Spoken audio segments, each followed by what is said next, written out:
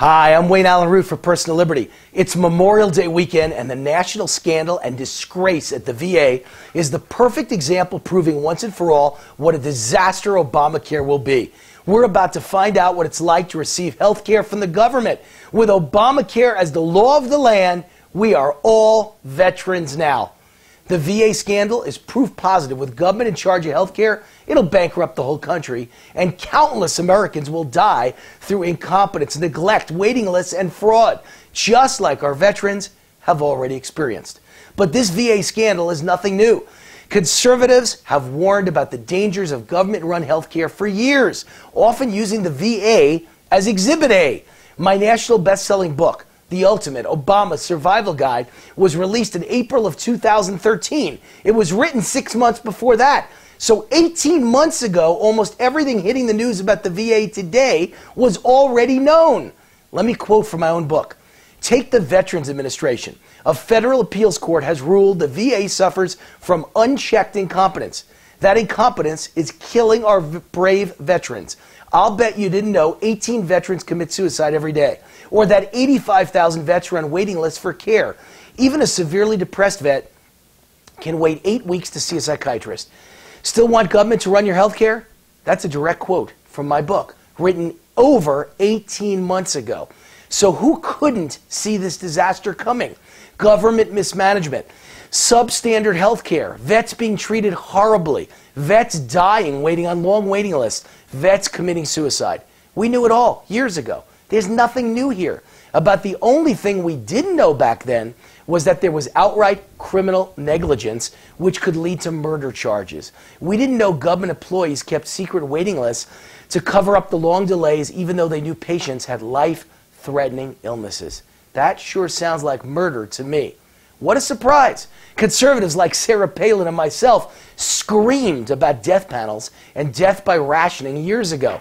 I predicted in the media, long before today's VA scandal, that sick Americans would be committing suicide after dealing with government bureaucrats. I warned that grandma might die if the same government that runs the Postal Service and the VA was put in charge of grandma's cancer surgery. We told you so a long time ago. Government is a walking disaster. Government screws up everything it touches while losing billions of your money.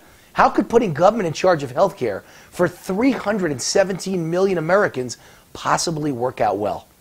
Long before this new scandal, many of us pointed to the United States Postal Service. By law, there can be no competition. Yet our Postal Service, without competition, manages to lose about $16 billion every year. No private sector company in history has ever managed a feat like this. Or how about Amtrak? The government took it over about 40 years ago and has lost about $40 billion of your money since then. To this day, the taxpayers lose $32 every time a butt sits in an Amtrak seat. Lovely. All the wars in America's history have cost about $7 trillion. Yet the war on poverty, $20 trillion and counting, adjusted for inflation. Poverty at all-time highs. What a massive failure. The Federal Reserve has one job: to protect the value of our dollar. Yet the dollar has lost 98% of its value since the Fed was founded in 1913.